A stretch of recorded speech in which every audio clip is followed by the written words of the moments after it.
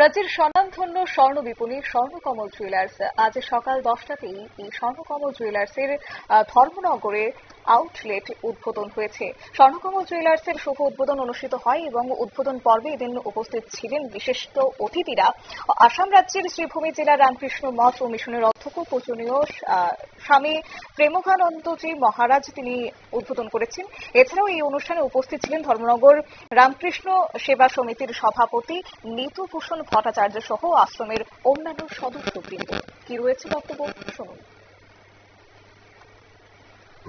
আমার সামনে ধর্মনগর, আগরতলা, আসাম বহু জায়গা থেকেই আমাদের প্রেসের সব বন্ধুরা এসেছেন। তাদের জন্য আমরা আবারও জিনিসটিকে উল্লেখ করলাম।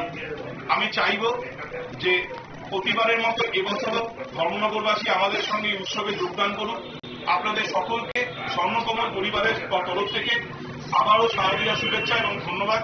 সকলে আসবেন, আপনাদের জন্য আমাদের এখানে আসা, আপনারা আসলে আমরা খুশি।